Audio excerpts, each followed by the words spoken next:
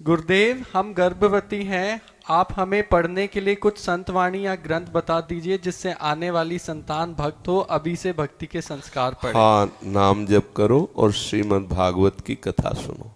घर में मान लो कोई ऐसा हो कि आपको सुनावे, आप बैठ अपने घर के ही जन, किसी मतलब प्रवक्ता से नहीं, अपने ही घर।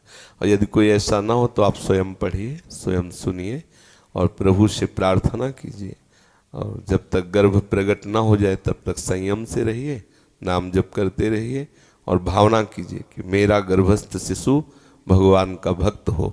तो निश्चित निश्चित माँ के द्वारा किया हुआ चिंतन जो गर्भस्थ शिशु है उस पर बहुत प्रभाव पड़ता है। जैसे गर्भ में शिशु है और जो लोग संयम धारण नहीं करते तो बहुत तरह से उस शिशु के संस्कार और उसके स्वास्थ्य पर प्रभाव पड़ता है। खान पान का संयम नहीं, भोग विलास का संयम नहीं, तो उस शिशु में बहुत हानिकारक वृत्तियां और दोष प्रकट हो जाते हैं। रोग युक्त शिशु हो जाता है और उसकी बुद्धि जो है वो अध्यात्म बलहीन हो जाती है, क्योंकि जैसे संस्कार डाले जा रहे हैं ना, वो गर्भ में ही संस्कार की रचना हो रही। देखो, गर्भ में श्री प्रहलाद जी थे। देवराज इंद्र ने जब सुना कि हिरण्यकश्यप तपस्या में है तो आक्रमण किया और कयाधु जी को बंदी बना लिया। जो भाग गए ने और असुरों का विनाश किया। वो लिए जा रहा था कयाधु जी को, जिनके गर्भ में प्रहलाद जी थे। वो इसलिए लिए जा रहा था कि गर्भस्थ शिशु की हत्या करना महापाप है और ये हिरण्यकश्यप का पुत्र है, तो जब ये बाहर प्रकट होगा तो इसे मार देंगे, इस विचार से लिए जा रहा था। नारद जी आए और देवराजेंद्र से कहा, तुम्हारी बुद्धि बिगड़ गई है, तुम जिस गर्भस्थ शिशु की हत्या करना चाहते हो तुम्हारी सामर्थ्य नहीं कि उसकी हत्या कर सको, क्योंकि इसके गर्भ में जो बालक है वो महातेजस्वी प्रभु श्री हरि के चरणों का दासत्व लिए हुए है। तुम्हारी सामर्थ्य नहीं कि उसके तेज के सामने तुम टिक सको, इसलिए इसे छोड़ दो।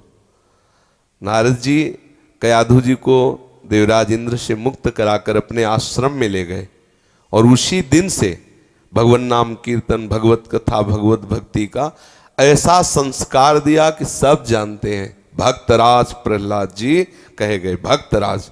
और वो अपने मित्रों से बताते हैं कि ये जो हमारे महामहिमा में निर्भयता, निशोक, निश्चिंत लक्षण देख रहे हो, हमारे गुरु के द्वारा प्रदत्त है।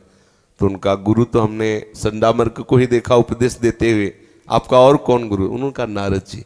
कब मिले? बोले गर्भ में जब माँ के थे तब उपदेश किया। मतलब गर्भस्थ शिशु पर बाहरी जो हमारा संस्कार है वो प्रभाव डालता है।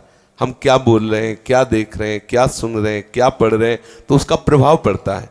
देखो, श्री अर्जुन जी ने गर्भ में विराजमान अभिमन्यु जी थे सुभद्रा के, और उपदेश किया चक्रव्यूह तोड़ने का। तो 6 द्वार तोड़ने तक तो जगती रही, 7वें में सो गए। तो गर्भस्थ शिशु अभिमन्यु 6 द्वार तोड़ने की कला मां के गर्भ से ही सीख गए थे, 7वां नहीं सीख पाए थे। तो इन शास्त्र के प्रमाणों से ऐसा अनुभव होता है कि गर्भस्थ शिशु को आप संस्कार उत्तम से उत्तम और नीच से नीच दे सकते हैं। मान लो गर्भ में शिशु है और आपका खान पान, आपका व्यवहार, आपकी बातचीत, आपका, तो वो संस्कार उसके बिगड़ रहे हैं। और यदि आप भागवतिक हैं तो भागवतिक संस्कार होंगे।